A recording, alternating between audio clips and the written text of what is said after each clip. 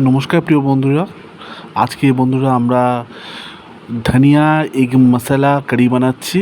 তা তোমাদের যাদের যাদের ধনিয়া এগ মশলা কারি খেতে খুব ভালো লাগে তারা অবশ্যই ভিডিওটা দেখবে, আর ভিডিওটা দেখে তোমাদের মূল্যবান মতামত তোমরা অবশ্যই শেয়ার করে জানাবে যে তোমাদের এই ভিডিওটা দেখে কেমন লাগলো।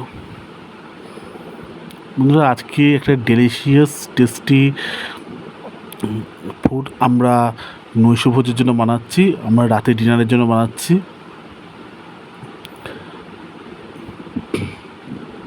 সব কিছু দিতে হবে এর মধ্যে, যেমন জিরে, হলুদের গুঁড়ো, লঙ্কার গুঁড়ো, সব কিছু দিতে হবে।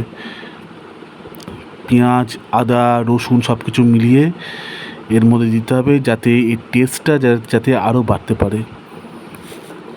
বন্ধুরা, তোমরা যারা যারা এই মশলা কারি খেতে ভালোবাসো তারা অবশ্যই ভিডিওটা দেখবে, আর তোমাদের বন্ধুদের সঙ্গে তোমরা এই ভিডিওটা অবশ্যই শেয়ার করবে।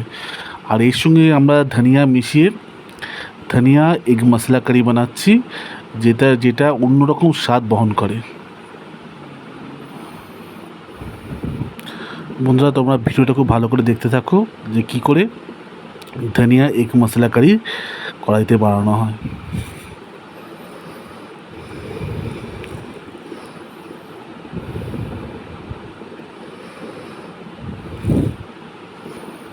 দেখো, এরপর এইসব সমস্ত মশলা, সমস্ত ইনগ্রেডিয়েন্টস এগুলো দেওয়ার পর কড়াইতে ভালো করে 3 থেকে 4 মিনিট ভালো করে এটা নাড়তে হবে, তেলের উপর নাড়তে হবে। এরপর নাড়বার পর 3-4 মিনিট ভালো করে নাড়বার পর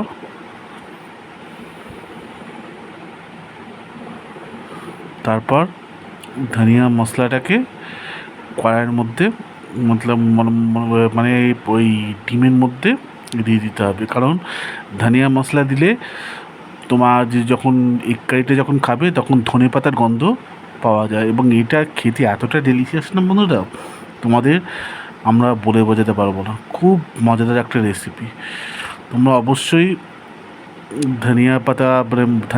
গোটা ধনিয়া পাতাও যোগ করতে পারো, বা ধনে পাতার গুঁড়ো যেটা আছে, কুকমির গুঁড়ো, ধনে পাতার গুঁড়ো আছে, সেটা মিশিয়েও তোমরা এগ মশলা কারি বানিয়ে খেতে পারো। আমরা গুঁড়ো ব্যবহার করছি কুকমির। এখন এই ধনিয়া গুঁড়ো আমরা এর মধ্যে দিচ্ছি এর টেস্টটা আরও বাড়ানোর জন্য, যাতে খাওয়ার সময় নাকেতে ধনে পাতার গন্ধ আসে।